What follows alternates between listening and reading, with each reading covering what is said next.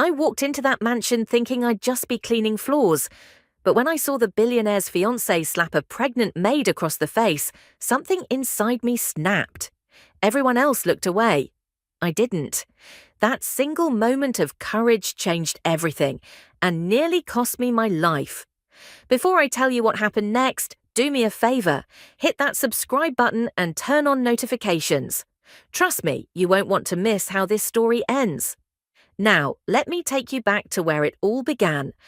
My name is Iris, and 6 months ago, I was completely broke. I'm talking about the kind of broke where you're counting coins to buy instant noodles and praying your landlord forgets rent is due. I'm 25 years old and I had dreams once, big dreams. I wanted to be a teacher, maybe work with kids who came from backgrounds like mine. But life doesn't care much about your dreams when the cafe you've been working at for 3 years suddenly shuts down overnight. I remember sitting in my tiny apartment, staring at my laptop screen with my bank account showing $17.32. My hands were shaking as I scrolled through job listings. That's when I saw it, an ad from an exclusive staffing agency looking for household staff for wealthy families. The pay was listed as highly competitive, which usually means they don't want to scare you off with the actual number. I applied that same night, not really expecting anything to come of it. 2 days later, my phone rang. The woman on the other end had this crisp, professional voice that made me sit up straighter, even though she couldn't see me. She said they had a position available at the Wellington estate, and would I be available for an interview the following morning? I said yes before she even finished the sentence. The Wellington estate. I'd heard that name before. Everyone in the city had. Adrian Wellington was one of those billionaires you see in business magazines. 32 years old, inherited his father's real estate empire and somehow made it even bigger. The kind of man who owned half the skyline. The next morning, I put on the only professional outfit I owned, a simple grey dress and flats that had seen better days. The estate was an hour outside the city, and as the bus got closer, the houses got bigger and the streets got quieter. When I finally reached the address, I actually gasped out loud. The mansion wasn't just big, it was the kind of place you see in movies, with tall iron gates, a long driveway lined with perfectly trimmed hedges, and a fountain in front that probably cost more than everything I'd ever owned combined. A security guard let me through, and I walked up to the massive front door with my heart pounding in my chest. The door opened before I could even knock, and a man in his 60s with silver hair and a perfectly pressed suit looked me up and down.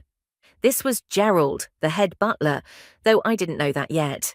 He led me through the entrance hall, and I tried not to stare at the crystal chandelier hanging above us or the marble staircase that curved up to the second floor. Everything gleamed. Everything was perfect. He brought me to a small office and gestured for me to sit. The interview was strange. Gerald didn't ask me much about my experience or qualifications. Instead, he talked about rules. Never speak unless spoken to. Never make eye contact with Mr. Wellington or his fiancée unless they address you directly. Stay invisible.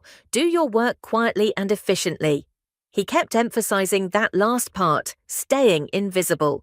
Then he told me the salary, and I nearly fell out of my chair. It was 3 times what I'd made at the cafe, 3 times, for cleaning and basic household work. I should have known right then that something was off. Nobody pays that much unless there's a catch. Gerald leaned forward and said something I'll never forget. He said, "Miss Helena can be particular. If you want to keep this position, you'll learn to anticipate her needs and stay out of her way." The way he said her name, Miss Helena, it was careful, almost fearful. I needed the money too badly to ask questions. I told him I could start immediately. My first day, I arrived at 6 in the morning.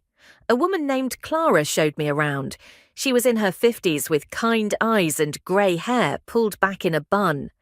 As we walked through the endless hallways, she pointed out which rooms needed daily cleaning, where the supplies were kept, and which areas were off-limits. The mansion had 30 bedrooms. 30. Most of them were never even used. I met a few other staff members, Ben, the gardener, who barely looked up from his work, and Sophie, another maid who couldn't have been more than 20. Sophie had these wide, nervous eyes, like a rabbit that expected a fox to jump out at any moment. During lunch break in the staff kitchen, Clara pulled me aside. "Listen to me carefully," she said quietly, even though we were alone. "Keep your head down around Miss Helena. Don't look at her too long. Don't speak unless she asks you a direct question. And if she gets angry, just apologize and leave the room as quickly as possible." I asked her why, and she just shook her head. "Helena Blackwood has gotten 3 maids fired in the last month alone. One of them was let go because she sneezed too loudly while cleaning Miss Helena's sitting room." That afternoon, I saw Adrian Wellington for the first time. He was walking through the main hallway in an expensive suit, phone pressed to his ear, talking about stock prices and acquisitions. He was handsome in that cold, polished way, sharp jawline, dark hair perfectly styled, not a single emotion on his face. He walked past me like I was part of the furniture, which, I suppose, I was. Then I saw her, Helena Blackwood. She descended the main staircase like she was walking a runway, wearing a white dress that probably cost more than my entire year's salary. Her blonde hair was swept up elegantly, and diamonds sparkled at her throat and wrists. She was breathtaking, but when I accidentally made eye contact with her, her expression changed. Her blue eyes went ice cold, and her perfect lips pressed into a thin line of disapproval. She looked at me the way you'd look at a stain on expensive carpet. Then she turned away and called for Gerald, complaining that there were too many unfamiliar faces in her home. I learned quickly that beauty could be deceiving. On my 3rd day, I was polishing silverware in the formal dining room when I heard screaming. Not the kind of scream that comes from fear. This was rage, pure, unfiltered rage. I followed the sound and found Helena standing over a young maid named Catherine, who was on her hands and knees picking up pieces of a broken crystal vase. Helena was screaming about a wrinkle, a tiny, barely visible wrinkle in the tablecloth Catherine had laid out for a dinner party that evening. The words coming out of Helena's perfect mouth were vicious. She called Catherine stupid, worthless, incompetent. Then she grabbed another vase from the shelf and threw it against the wall, shattering it into 1,000 pieces. "Clean it up," Helena hissed, then stood there watching with this small, satisfied smile as Catherine scrambled to pick up the glass with shaking hands. I stood frozen in the doorway. Where was Adrian? Where was Gerald? Why wasn't anyone stopping this? But as I looked around, I saw other staff members carefully walking past, eyes down, pretending they heard nothing. That evening, Sophie explained it to me. Helena came from old money, the kind of family that had been wealthy for generations. Adrian's family was new money in comparison. There was a massive business merger happening between the Wellington and Blackwood companies, and this marriage was the final seal on the deal. It wasn't about love. It was about power and money and connections. "He doesn't love her," Sophie whispered, "and I don't think she loves him either. But neither of them will walk away because too much is at stake." I asked her why Adrian let Helena treat everyone so terribly, and Sophie just shrugged. "He's never here when it happens, or if he is, he just walks away. I think he's too focused on his business empire to care how his fiancée treats the help." 2 weeks into the job, I thought I'd learned how to navigate the mansion, keep my head down, do my work, collect my paycheck. I'd almost convinced myself I could tolerate it. The money was changing my life. I'd paid my rent, bought actual groceries, even started a small savings account. Then came the day that changed everything. I was cleaning the 2nd floor hallway, running a cloth along the baseboards, when I heard shouting coming from Adrian's study. The door was slightly open, and I could see inside.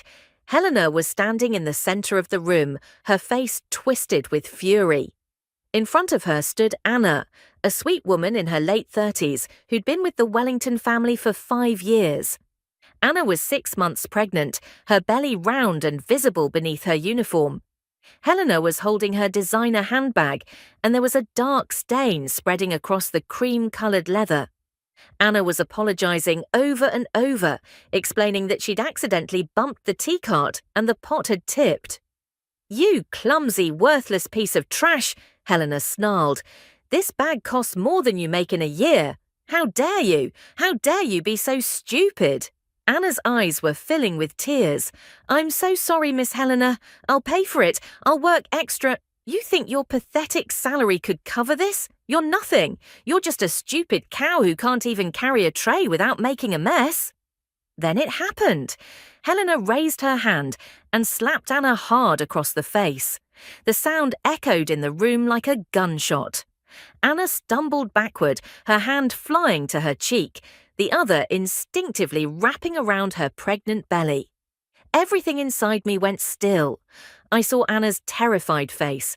I saw Helena's hand raising again.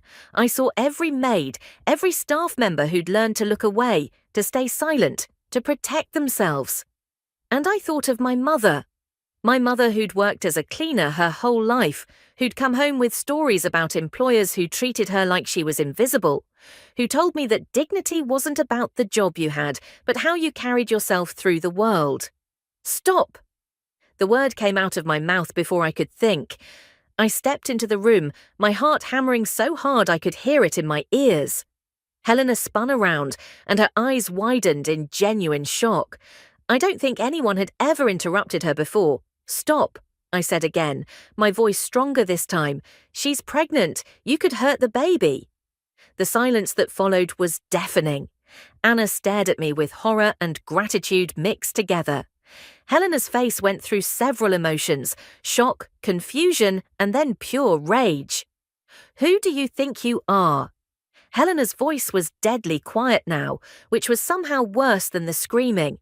"How dare you speak to me? How dare you interfere?" My legs were shaking, but I moved toward Anna and gently helped her to her feet. "Are you okay?" I asked her softly. Anna nodded, tears streaming down her face. Helena's voice rose to a shriek. "You're fired! Do you hear me? Pack your things and get out of my house right now." "It's not your house." The new voice came from the doorway, and we all turned. Adrian Wellington stood there in his suit, his expression unreadable. How long had he been standing there? How much had he seen? Helena's anger flickered with something else. Uncertainty. "Adrian, darling, this maid was being insubordinate. I was simply—" "I know what you were doing." Adrian's voice was cold and controlled. He looked at Anna. "Are you hurt?" Anna shook her head quickly, probably too afraid to speak. Adrian turned his gaze to me, and I met his eyes for the first time. "What's your name?" "Iris," I managed to say. "Iris isn't fired," he said, still looking at me. "Neither is Anna. Anna has been with this family for 5 years and has never given us any reason to let her go." He finally turned to Helena. "One damaged bag is not worth someone's job." Then he said something I'll never forget. He looked directly at me and said, "Someone needs to have a spine in this house." Helena's face went white, then red.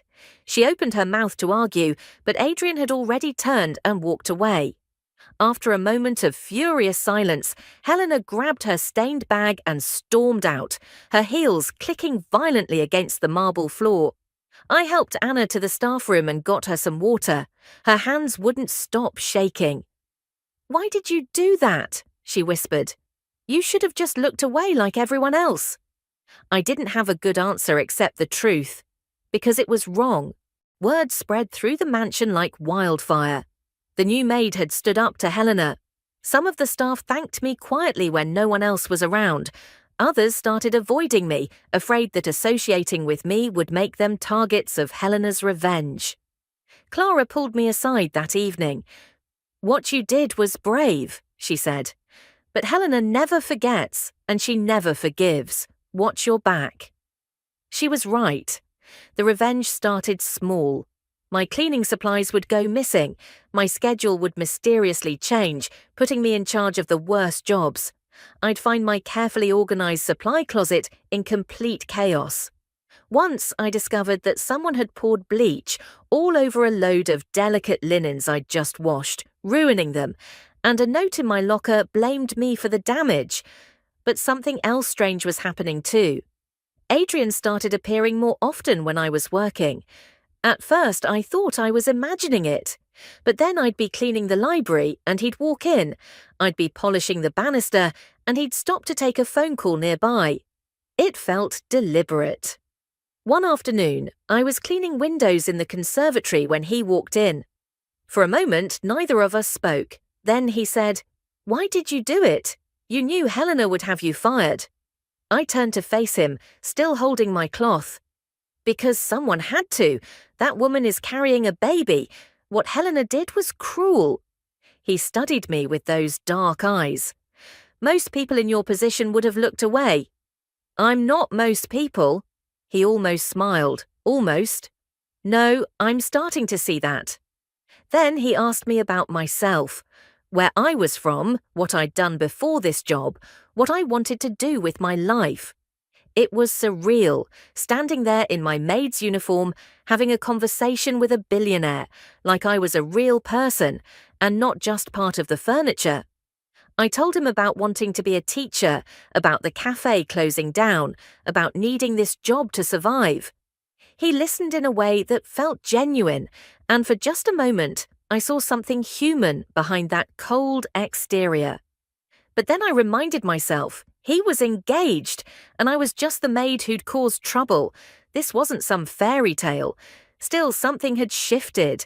I felt it, and I think he did too.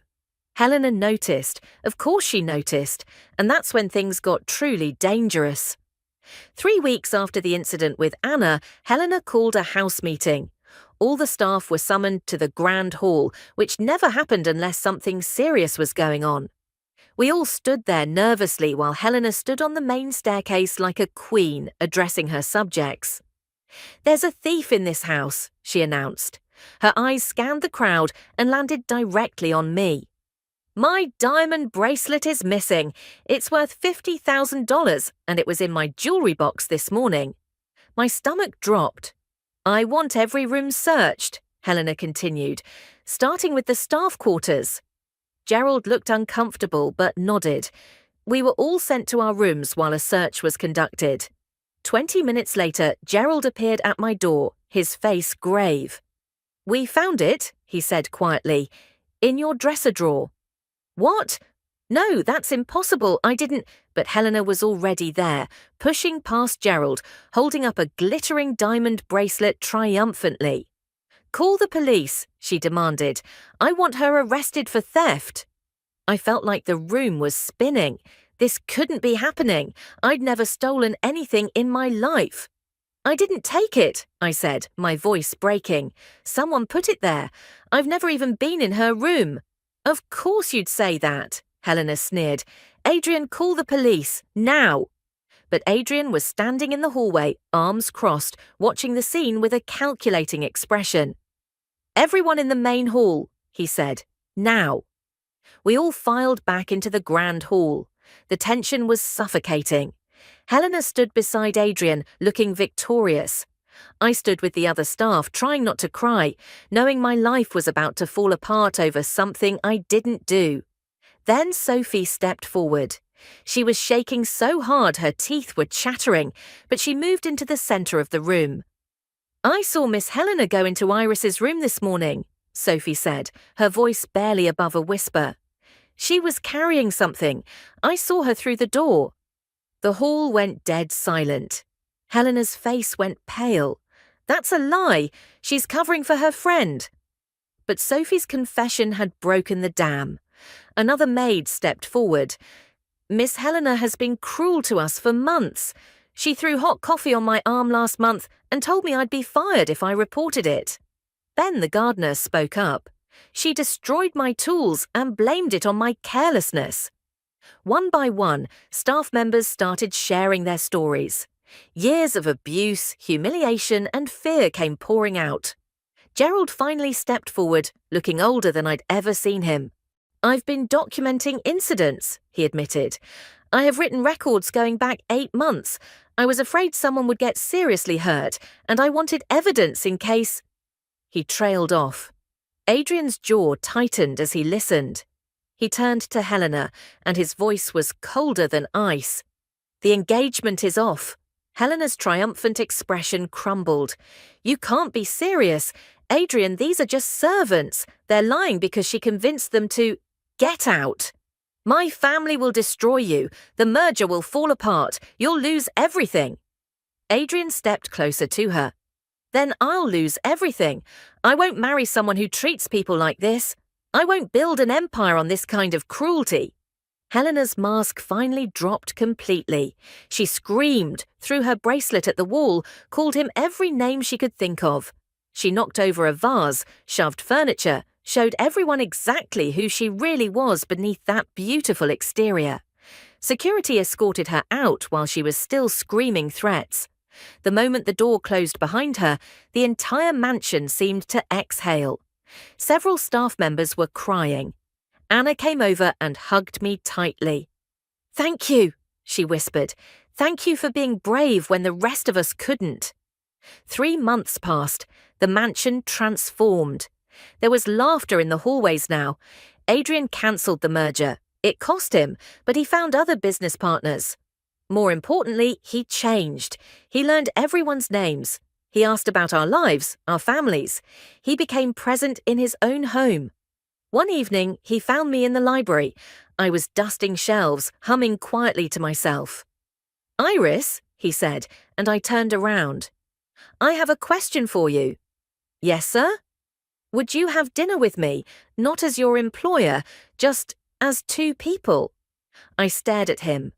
"I'm still the maid, Adrian." "You were never just the maid, not from the moment you stood up to Helena." He smiled, really smiled, for the first time since I'd met him. "You showed me that courage isn't about power or money. It's about doing what's right even when you're terrified. You changed this house. You changed me." I thought about it, thought about everything that had happened, about the risk of saying yes to someone so far above my station. But then I thought about what my mother always told me, that dignity and worth aren't about the job you have or how much money you make. "Okay," I said. "Yes." Last week, Anna had her baby, a healthy little girl with the loudest cry I've ever heard. The staff threw a celebration in the garden, and Adrian came. He held that tiny baby with such gentleness, smiling genuinely, and I watched the man he was becoming. Standing up to Helena that day was the most terrifying thing I'd ever done. My hands were shaking, my heart was pounding, and every instinct told me to stay quiet and safe. But staying silent would have been worse. Sometimes courage isn't about not being afraid. It's about doing what's right, even when your voice trembles and your knees shake. That single moment of choosing to speak up instead of looking away, it changed everything. It changed the mansion, it changed Adrian, and it changed me.